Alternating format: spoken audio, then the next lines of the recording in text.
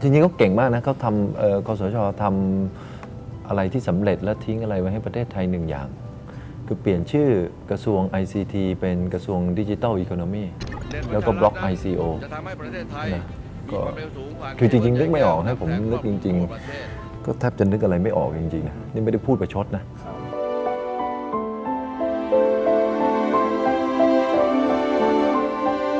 โอ้โห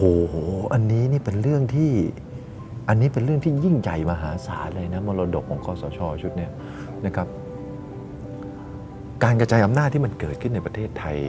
ตั้งแต่รัฐธรรมนูญ 40 เนี่ยนะครับการกระจายอำนาจก็เติบโตขึ้นเรื่อยๆท้องถิ่นก็เริ่มมีอำนาจมีงบประมาณของตัวเองเพิ่มขึ้นไปเรื่อยๆไอ้การกระจายอำนาจเนี่ยมันโดนเหยียบเบรกครั้งแรกตอน 49 ตอนรัฐประหาร 49 การกระจายอำนาจก็เริ่มช้าลงนะครับแล้วรัฐประหารงวดหลังจนถึงตอนนี้เนี่ยนะครับไม่ได้ช้าลงนะครับเหยียบเบรกหยุดหน้าขมำเลยหยุดเลยกระจายอำนาจไม่ได้เพิ่มไปหลังจากรัฐประหารครั้งล่าสุดแล้วมาปีหลังๆเนี่ยนะครับปี2ปีล่าสุดไม่ใช่แค่ไม่เพิ่มการกระจายอำนาจแต่ดึงอำนาจกัดเข้ารัฐส่วนกลางด้วยไปคุยกับอบต.อบจ.ทั่วประเทศเจอเรื่องเดียวกันหมดเลยทุกคนมีปัญหากับการทำงานกับรัฐบาลชุดนี้เพราะดึงอำนาจกลับนะครับไม่ให้งบประมาณไม่ให้อำนาจแถมยังเอาผู้ว่ามาประเมินอบจ.อีกอบต.อีกต้องอย่าลืมว่าอบต.อบจ.ศักดิ์ศรีเนี่ยเยอะมากเพราะมาจากการเลือกตั้งของประชาชนผู้ว่าเนี่ยนะครับไม่ได้มาจากการเลือกตั้งของประชาชนแล้วผู้ว่าเนี่ยเปลี่ยนตลอดไปถามจังหวัดไหนก็ได้ปี2 ปีก็เปลี่ยนแล้วจะไปเข้าใจได้ไงแล้วจะผู้ว่าจะมาประเมินอบต.อบจ.เขาได้รับการประเมินอยู่แล้วจากประชาชนในท้องถิ่นนะครับแต่ก่อนผมเป็นประธานสภาอุตสาหกรรมจังหวัดนครนายกเนี่ยเป็นอยู่4 ปีผู้ว่าเปลี่ยนไป3 คน4 ปี 3 คนนะแล้วผมถามจริงๆคุณเข้ามาจังหวัดใหม่เนี่ยคุณจะไปมีความสัมพันธ์กับคนไปในพื้นที่คุณจะไปรู้ความต้องการของประชาชนในพื้นที่ได้ยังไงจะเข้าถึงคนในพื้นที่ยังไงไม่มีทาง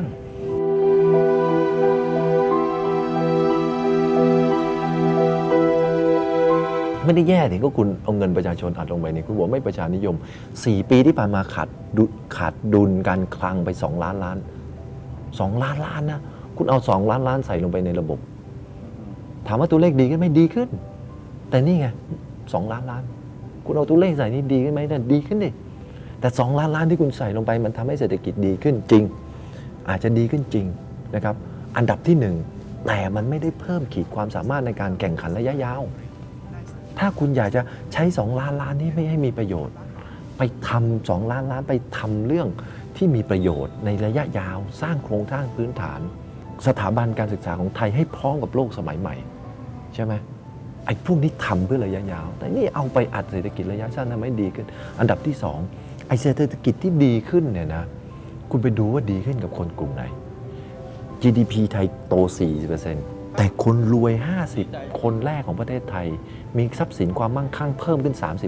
30%หมายความว่าคนรวยเนี่ยเพิ่มขึ้น 30%เพราะฉะนั้นคนจนเนี่ยมันไม่เพิ่ม 4% อยู่แล้วมันอาจจะเพิ่มแค่ 2% 1% หรืออาจจะติดลบด้วยซ้ำความเหลื่อมล้ำไม่ได้ลดลงในรัฐบาลชุดนี้แต่ภายใต้รัฐบาลเนี่ยชัดมากเศรษฐกิจที่โตมันไม่ได้เข้าไปถึงเงินของชาวบ้าน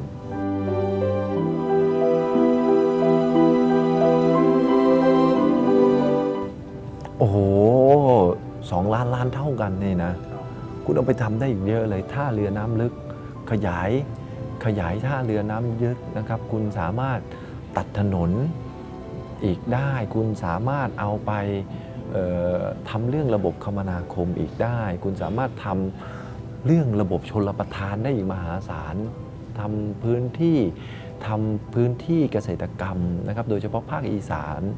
ที่เข้าไม่ถึงชลประทานเนี่ยนะครับคุณสามารถไปส่งเสริมอะไรพวกนี้ได้เยอะมหาศาลเลยนะคุณเอามาลงทุนใน 5G ยกตัวอย่างลงทุน 5G ให้มหาลัยไปเลยแล้วเปิดให้ประชาชนใช้ฟรีทำอินเทอร์เน็ตทั่วประเทศไทยให้กับโรงเรียนอินเทอร์เน็ตที่เร็วและฟรีพวกนี้ทำได้หมดนะฮะ ถ้าเกิดว่ามีความมุ่งมั่นมีเจตนารมณ์ที่จะทำปัญหาคืออย่างนี้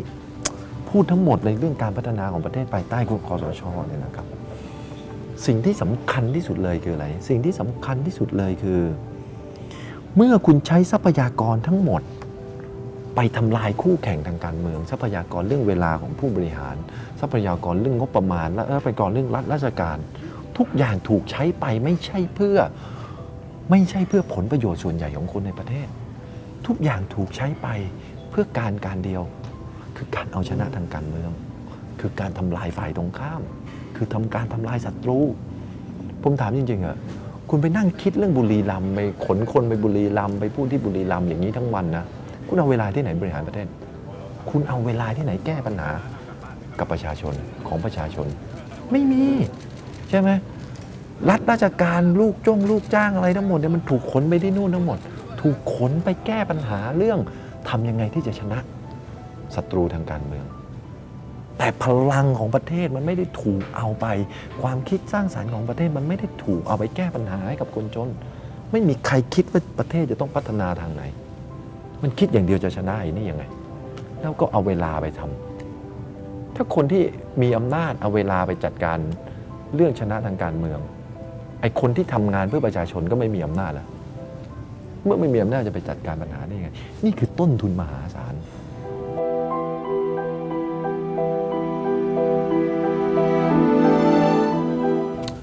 คุณรู้ไหมมีคนติดคุกโดนคดีไปแล้วเท่าไหร่ตอนนี้ตั้งแต่หลังคสช.ขึ้นมา4 ปีเนี่ยนะ1,000 กว่าคนแล้วตอนนี้ไม่ใช่ตัวเลขเนี่ยประมาณ1,000 กว่าคนนะครับมีกิจกรรมที่โดนปิดไปสั่งไม่ให้ทำในประมาณ300 กว่ากิจกรรมมีชาวบ้านกลุ่มรวมตัวกันประมาณ60 กว่ากลุ่มนะครับที่ถูกปิดกั้นสิทธิเสรีภาพในการแสดงออกไอ้1,000 กว่าคนนี่นะครับที่โดนคดีเนี่ยทุกวันนี้เกิดทำอะไรได้อีกอาจจะสร้างสรรค์สิ่งต่างๆให้กับสังคมได้อีกนักศึกษาอาจจะไม่ต้องมาประท้วงไอ้พวกนี้สามารถไปเป็นทนายได้ไอ้โลมนี่อาจจะกลายเป็นทนายไปแล้วป่านนี้ใช่ป่ะป่านนี้ไอ้ไผ่อาจจะกลายเป็นอาจจะไปรับราชการไปแล้วใช่ป่ะเราสามารถสร้างสรรค์อะไรได้อีกเยอะแต่ปัญหาก็คือคนที่คิดสร้างสรรค์ทั้งหมดมันถูกปิดกั้นเอาไว้ถูกเหยียบหัวถูกปิดปากเอาไว้นะนี่คือต้นทุนที่เราเสียไปในด้านสังคม